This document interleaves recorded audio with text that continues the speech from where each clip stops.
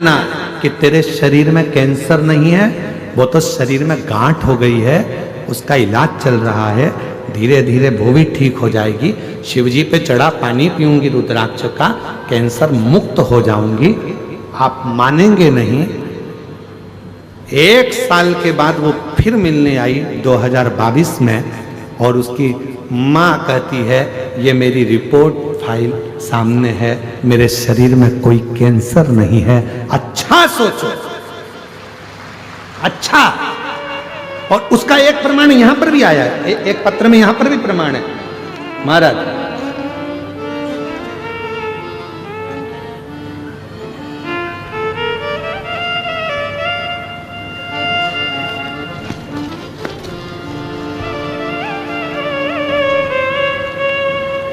मेरा नाम मनीषा ठाकुर है, मेरे पति का नाम राजेश ठाकुर है। मैं पावर हाउस चौक जगदलपुर से आई हूं। कहीं बैठी हो हाथ हिला सकती हैं। पावर हाउस चौक जगदलपुर से आई हूं, अगर कहीं बैठी हो तो हाथ हिला सकती हैं। मेरा नाम मनीषा ठाकुर, मेरे पति का नाम राजेश ठाकुर। मैं पावर हाउस चौक जगदलपुर से आई हूं। आ जाइए, एक बेलपत्र ले जाइएगा, आ जाओ। मेरा मोबाइल नंबर ये है। एक लोटे जल का क्या वर्णन करूं। मेरे पति को अचानक पेट में दर्द हुआ, खून की उल्टी होने लगी। जब खून की उल्टी होने लगी, हम लोग उनको तुरंत एमपीएम हॉस्पिटल लेकर गए। तुरंत आईसीयू में डाल दिया गया। फिर डॉक्टर ने बताया कि इनका लीवर पूरी तरह से डैमेज हो चुका है और लीवर काम नहीं कर रहा है, इसलिए खून की उल्टियां हो रही हैं। इनका ऑपरेशन करना पड़ेगा अभी की अभी। हमने डॉक्टर से कहा कुछ दिन तो दो, पैसा कितना लगेगा। 50 लाख के करीब में इसका खर्चा है, पूरा मिलाकर 50 लाख रुपए लग सकते हैं। इतना मिलाकर 15 दिन का टाइम मांग लिया। डॉक्टर साहब 15 दिन दे दीजिए।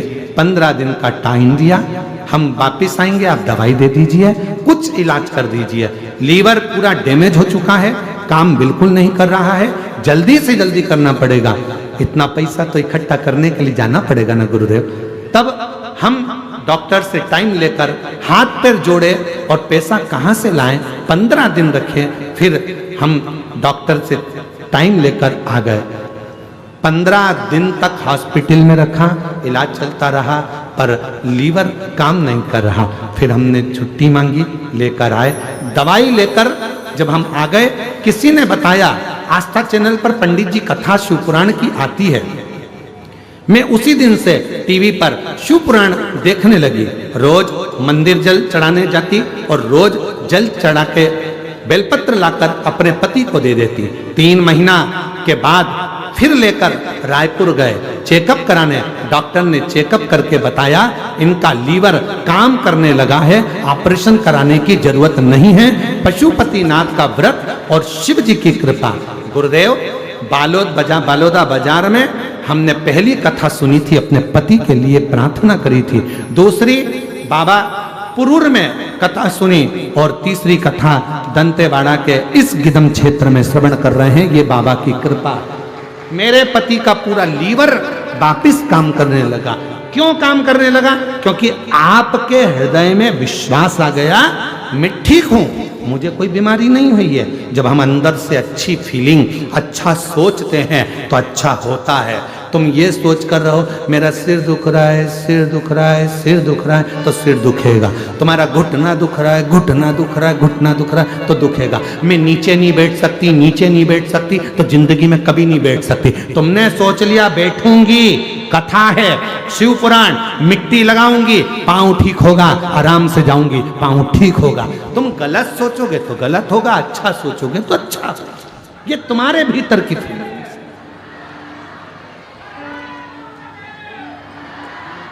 अब तुम जो सोचो, तुम अच्छा सोचिए। कोई बीमारी आ गई है, जाएगी। अब तुम बीमारी, मेरे को तो नींद ही नहीं आती, तो नींद कभी नहीं आएगी। और तुमने सोच लिया, शिव महापुराण की कथा में मैंने सुना है, हाथ में 5 बार जल डालना है, शिव जी की 5 लड़कियों का नाम लेना है। जया, विषहरा, शामरीवारी, दौतली, देव, शिव जी की 5 लड़कियों का नाम लेकर पानी पी के सोऊंगी तो नींद आएगी, और जैसे ही मोबाइल रखा, पानी पिया, जो सोई, ऐसी घुर्राटे भरी, ऐसी घुर्राटे भरी, पूछो क्यों? अंदर की फीलिंग अच्छी होगी, अंदर का भाव अच्छा हो। हम अपने आप से बीमार हैं, आधे से ज्यादा व्यक्ति तो अपने आप से बीमार है। जब तक उसके 500 रुपए हॉस्पिटल में नहीं लग जाए तब तक वो ठीक ही नहीं होती है। आधे से ज्यादा अपने आप से बीमार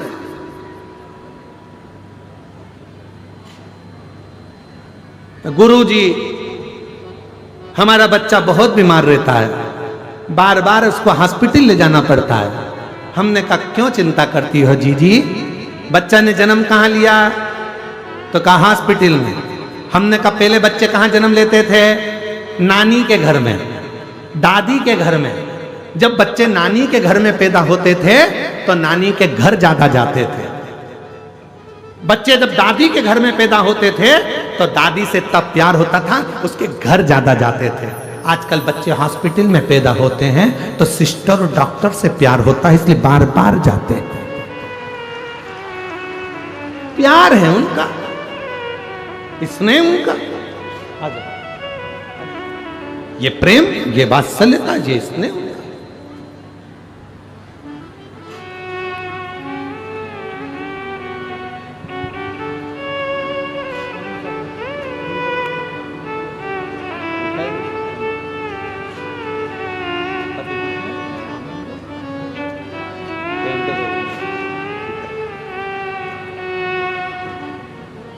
पति के लीवर काम नहीं कर रहा था। शिव की कृपा से, बाबा की कृपा से विश्वास जागृत हुआ। इतना पैसा बता दिया गया था, कहाँ से लीवर लाते, कहाँ लगाते, ऑपरेशन का पैसा भी नहीं था। शिव पर भरोसा करा और पूर्ण तरह से स्वस्थ हुए। ये शिव की कृपा। एक बार जोरदार ताली बजाए शंभू।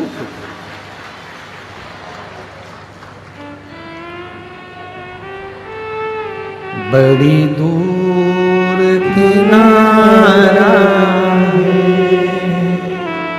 कश्ती भी पुरानी है, भोले बाबा सुन लो ये मेरी कहानी है। मैंने तुमको पुकारा है, मैंने तुमको भोले बाबा सुन लो ये मेरी कहानी है। बड़ी दूर किनारा है। जीवन है बड़ा विचित्र। दुनिया की फितरत बड़ी विचित्र है। जीते जी आग लगाने वाले भी अपने होते हैं और मरने के बाद आग लगाने वाले भी अपने ही होते हैं। कोई दूसरा आग नहीं लगाता।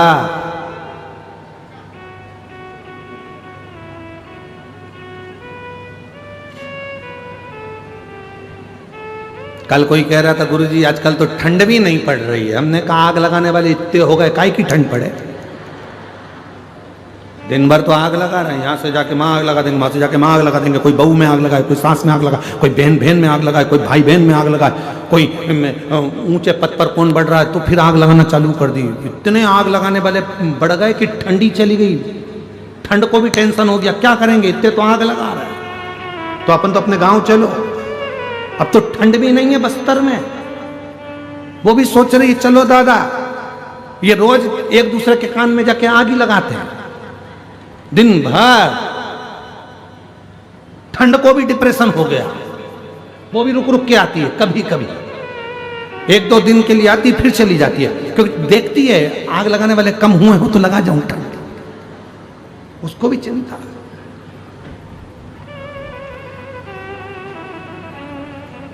आग लगाने वाले कोई दूसरे नहीं होते, अपने ही, अपने, कोई दूसरे नहीं।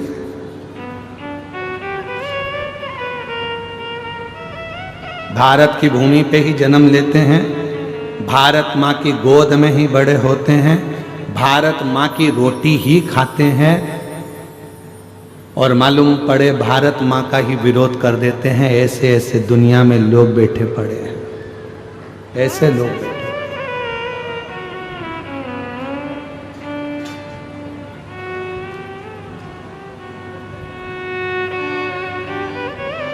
इसमें के लोग बैठे हैं।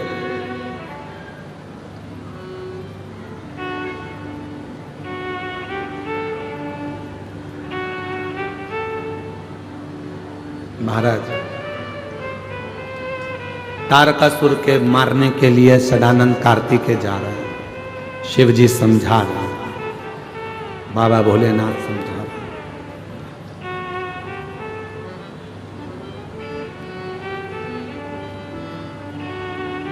कितना सुंदर कहा है, जिस भूमि का खा रहे हो, जिस भूमि पर जन्म लिए हो, जिस भूमि का खा रहे हो, जिस भारत माँ की गोद में पैदा हुए, जिस भारत माँ का अन्न खा रहे हो, उसको लज्जित मत होने दो, उसको लज्जित मत होने दो।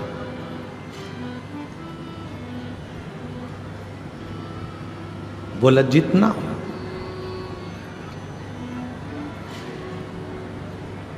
पर ऐसे ना जाने कितने विधर्मी पड़े हुए हैं, कितने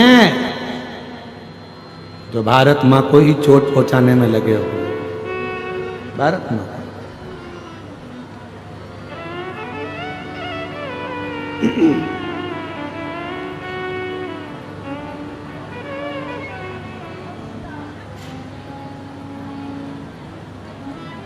महाराज तारका सुर को मारने के लिए सदानंद जा रहे हो, पर एक बात का ध्यान रखना, उसके हृदय में शिव बसे, शंकर बसे, और जिसके दिल में शिव बसा हो उसको कष्ट ना दे, उसको तकलीफ ना दे। उसका जवाब स्वयं देवाधिदेव महादेव देते हैं।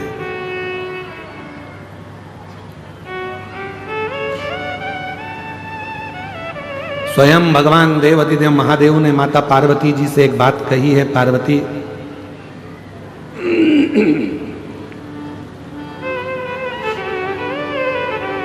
ये जो तुमरुका जी ने शिव महापुराण की कथा को कहा है, और चंचुला अपने पति की मुक्ति के लिए ये कथा जो सुन रही है,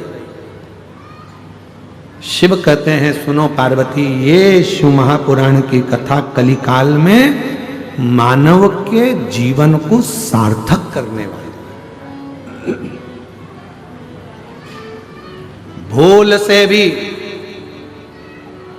किसी का मन अगर शिव महापुराण में नहीं भी लगे, और भूल से भी अगर वो कथा के पंडाल तक पहुंच जाता है, या कथा को सुन लेता है कहीं पर भी बैठकर, शिव कहते हैं उस पे मेरी दृष्टि पड़ जाती है और उसका उद्धार मैं कर देता हूं।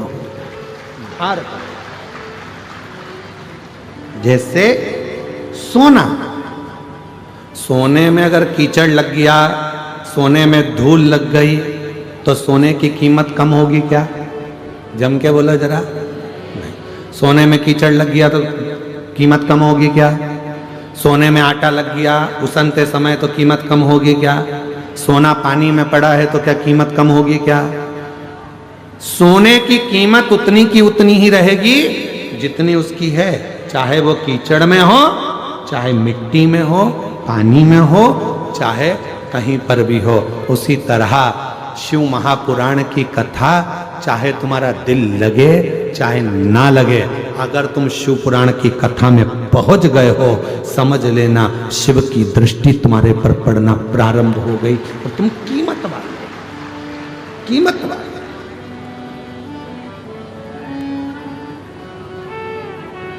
तेरी कृपा बिना नहीं ले एक भी अणु, लेते हैं श्वास तेरी कृपा से।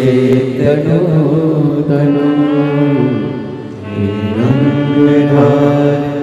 मुक्ति द्वार ओमकार तू, भोले ओमकार तू, आयो शांति शंभु कथा अपना असर दिखाती है, पुराण अपना असर दिखाती है। आप भले गए हो, नहीं ध्यान गया, मन नहीं गया, फिर भी कथा में जाकर बैठे हो तो कथा एक ना एक दिन आपका असर जरूर दिखाएगी। एक बहुत अच्छा चरित्र है, सुंदर सा व्याख्यान है। एक पिताजी, एक चोर बड़ा विद्वान था, बहुत विद्वान चोर था और बड़ा प्रखर चोर, बहुत प्रबल चोर। उसका एक लड़का था और चोर भी बड़ा दमदार चोर था, क्वालिटीवान चोर। और उसका एक लड़का था, लड़का चोरी करना नहीं जानता था, तो पिताजी ने लड़के को चोरी करना सिखाया, उसको भी अच्छा क्वालिटीवान चोट्टा बनाया।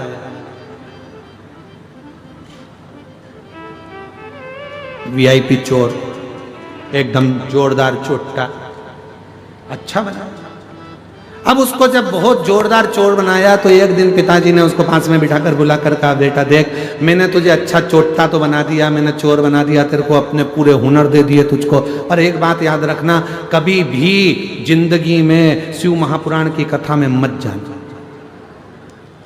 अगर तुझे अच्छा चोट्टा बनना है तो कभी कथा में मत जा, कभी प्रवचन में मत जा, कभी किसी पुराण को सुनने मत जा, कभी प्रवचन सुनने मत जा, कभी सत्संग में मत जा। कोई महाराज प्रवचन दे रहा हो तो कानों को बंद करो, भाग जा, पर प्रवचन मत सुनना। छोरे ने कह दिया बेटे ने, ठीक है पिताजी, अब तुमने मुझको इतना वीआईपी चोट्टा बनाया है, जब तुमने मुझको इतना वीआईपी चोट्टा बनाया है तो मैं कभी भी प्रवचन में नहीं जाऊंगा, प्रवचन में नहीं जाता। एक बार उसने विचार करा कि राजा के महल में आज चोरी करना, जा ही रहा था, इतने में रास्ते में बहुत सारी भीड़ हो रही थी, खड़ा हो गया। क्या हुआ किसी ने नहीं बताया, प्रवचन चल रहा था, उसके कानों में शब्द पहुंच गया कि मनुष्य की देह मिली है और जिंदगी अगर अच्छी जीना है तो सत्य बोलना चालू करो, और जिसका खाया है उसको धोखा मत दो, और उसके साथ में कभी गलत मत करो। बस ये दो चीज उसके कानों में पड़ी, उसने कान बंद करा, भाग गया। भगते भगते सीधे पहुंच गए राजा के महल में, चोरी करने के लिए जा रहा था। उसने मन में सोचा, पिताजी के अनुसार तो मैं अच्छा चोट्टा बन गया, पर महाराज प्रवचन दे रहा था इतना बड़ा, एक बार उसकी भी सुन के देखते हैं जरा। और जैसे ही दरवाजे पर पहुंचा, आज कहा महाराज की वचन याद करके जाता हूं, देखता हूं कैसे होता है। तो अंदर गया, दरवाजे के द्वारपालों ने रोक दिया, कौन हो तुम? उसने मन में सोचा कि वो महाराज जी बोल रहा था, हमें सत्य बोलो, उसने भी कह दिया। जैसे द्वारपालों ने रोका, कौन हो तुम? चोर हूं। क्या करने जा रहे हो? चोरी। दरवाजे पे खड़े हुए द्वारपालों को लगा यहां काम करता होगा, बेचारे को अपन ने रोक दिया, उसके हृदय में हाथ हो गई, इसलिए चिल्ला के दौड़ रहा है, अपने आप को चोर कह रहा है, चोरी करने। जा अंदर जा, जा चले जा, जा। वो अंदर चले गया। उसने मन में सोचा, मैंने बोला मैं चोट्टा हूं, मैं कह रहा हूं कि चोरी कर रहा हूं, तो भी मुझे अंदर जाने दिया। अंदर पहुंच गया। अंदर जाके उसने बहुत सारा धन देखा, झोले में भर लिया, थैले में भरा, बैग में भरा, चला। भूख लगी, इसने सोचा पास में रसोई घर है, जरा देख लूं। रसोई घर में गया, अच्छा अच्छा खाने को मिल गया, खा गया। खाने के बाद झोला उठाने वाला था, इतनी देर में याद आया कि वो महाराज प्रवचन में कह रहा था, जिसका खाओ उसको धोखा मत दो, जिसका खाओ उसके साथ कभी गलत मत करो। और मैं तो गलत नहीं करूंगा, आज तो मैं रख के ही जाऊंगा। भरा हुआ सोने का झोला वहीं रख दिया, जाने लगा। जैसे दरवाजे पर पहुंचा तो द्वारपालों ने रोक लिया, क्यों रे चोटे, तू तो चोरी करने गया था, माल नहीं लाया? कहने लगा, नहीं, हम जिसके घर का खाए हैं उसका घर का बजा है, हम चोरी कर तो लिए थे पर हम उसके घर का खा लिए, इसलिए हम उसके साथ धोखा नहीं कर सकते। इतनी देर में रसोई घर में कोई गया, भरा हुआ झोला देखा, चिल्ला दिया चोर आया है, चोर आया है, चोर आया है। इसको पकड़ लिया। पकड़ने के बाद राजा के सामने ले जाकर खड़ा कर दिया। महाराज इसने चोरी करी है। महाराज ने पूछा आपने चोरी करी है? हाँ महाराज। कहां से आए? सामने वाले गेट से। द्वारपालों ने नहीं रोका, पूछा था तुम कौन हो? हमने कहा चोर। अंदर आने दिया? हाँ। तुमने कहा था चोरी करने आए हो? हाँ। हम बोले थे हम चोरी करने आए। अच्छा, तो तुम ये बैग भरकर पैसा ले जा रहे थे, सोना चांदी ले जा रहे थे, लेके क्यों नहीं गए? क्योंकि हमने गुरुजी के मुख से सुना था कि सच बोलना, तो हमने दरवाजे पर सच बोला। और गुरुजी के मुख से सुना था जिसका खाओ उसको धोखा मत दो और उसका बुरा मत करो। हमने माल तो भर लिया था ले जाने के लिए, पर तुम हमको भूख लग रही थी, तुम्हारे घर का हम खा गए, इसलिए हम तुम्हारा सामान लेकर नहीं गए। राजा को बड़ा आनंद आया।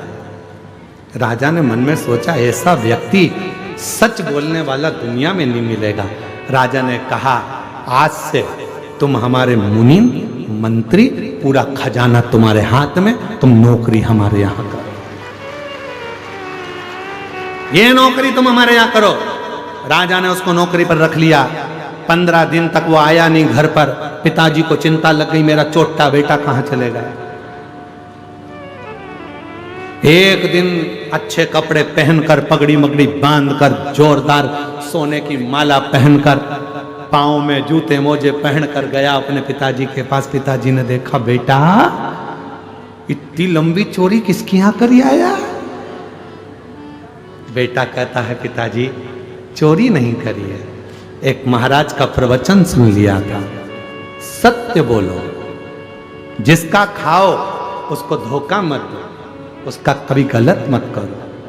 बस वो सुनकर मैं चोरी करने गया, ऐसा ऐसा हुआ।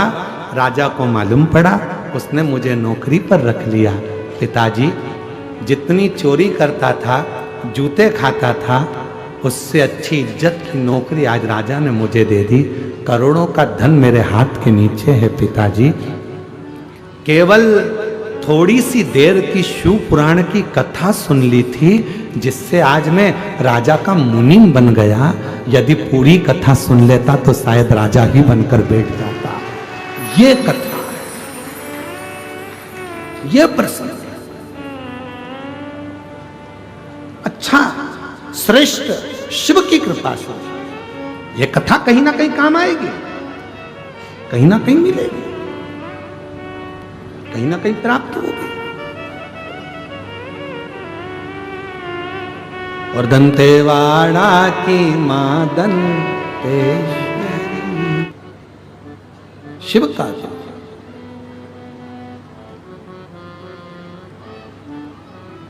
तारकासुर के प्राणों को भगवान षडानंद कार्तिकेय जी ने हर लिया। और जो तारकासुर के प्राण छूटे तो उसके चेहरे पर रुदन नहीं था, आंखों में आंसू नहीं था, तारकासुर मुस्कुरा रहा था। कारण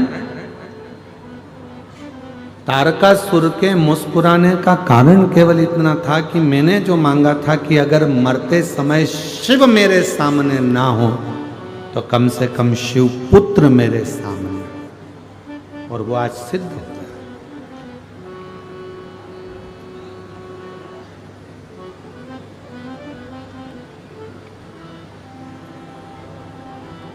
भगवान से अपन मांगते क्या है? हे प्रभु, अंतिम जब क्षण हो, प्राण छूट रहे हो, कोई आए ना आए, पर तू आना। अंत समय प्रभु आना पड़ेगा, वचन दिया तो निभाना पड़ेगा। आए ना आए प्रभु कुटुंब कबीरा, अंत समय प्रभु आना पड़ेगा, वचन दिया तो निभाना पड़ेगा। अंत समय प्रभु पड़ी कोई आए ना आए, कोई निभाए ना निभाए, पर अंत समय में मेरा शिव जरूर आए, शंकर जरूर, उसका इंतजार करिए, प्रतीक्षा करिए।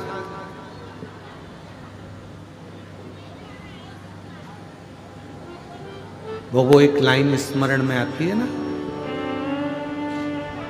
जब कोई नहीं आता भोलेनाथ आता है, जब कोई नहीं आता भोलेनाथ आता है, मेरे दुख के दिनों में वो बड़ा काम आता है।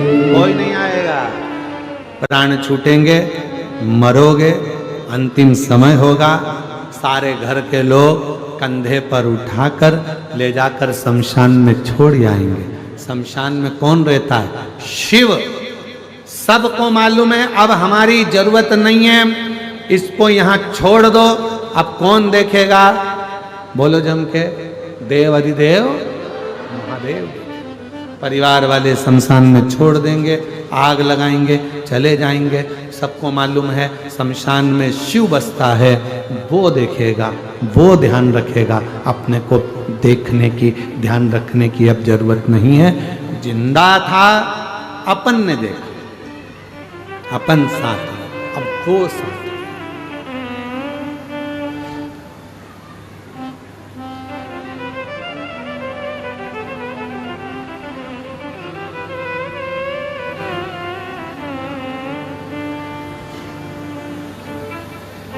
महाराज, उसका साथ हमारे जीवन को सुख प्रदान करता है। जैसे आदिवासी वनवासी क्षेत्र के जो लोग होते हैं, मेरे बहन भाई, मेरी जीजी, मेरे जीजा, मेरी बेटियां, बेटा, मेरी माताएं, मेरे भाई बंधु, मेरे बुजुर्ग माता पिता, भगवान ने आपको अपनी जमीन दी है, भगवान ने आपको एक अलग से ऊर्जा दी है, तो अपना स्वयं का कार्य करो, स्वयं का कार्य। वो कहते हैं आत्मनिर्भर भारत। स्वयं अपने अंदर वो ऊर्जा उत्पन्न करिए, अपने अंदर वो बल उत्पन्न करिए कि अपना कार्य अपन करें और अपने कार्य को इतना बढ़ाएं कि वो जनमानस तक पहुंचे। स्वयं मारा, और वो स्वयं के लिए बहुत समय आया। तारकासुर के प्राण जब चले गए, भगवान षडानंद कार्तिकेय जी का जय घोष हुआ। मां जगत जननी जगदम्बा अम्बा पार्वती जी निवेदन करती हैं भगवान देवाधिदेव महादेव से, घर में बेटे हैं, विवाह करना है, उनकी शादी होना है, पर कोई कन्या नहीं दिखती।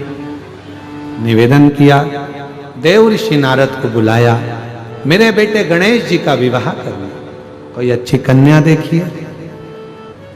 ठीक है, प्रजापति विश्वरूप जी के यहां पहुंच गए, जिनकी 2 कन्या थी, रिद्धि सिद्धि। विश्वरूपा जी ने कहा कि मेरी बेटी की शादी मैं 2 अलग अलग वर से नहीं करूंगा, एक ही वर से 2 बेटी की शादी करूंगा। नारद जी ने कहा ठीक है, मुझे वर ऐसा चाहिए जो एक बार बैठ जाए तो उठने में लगना चाहिए कि दामाद बैठा है। नारद जी ने कहा बिल्कुल ऐसा ही है, गणेश जी एक बार बैठ जाते हैं तो उठते ही नहीं है 10 दिन तक। फिर कहा वर ऐसा चाहिए, ऐसी लंबी नाक हो, मेरी बेटी अंदर भोजन बनाए और उसका वर सूंघ कर अंदर आ जाए। नारद जी बोले नाक की तो पूछो ही मत ही, लंबी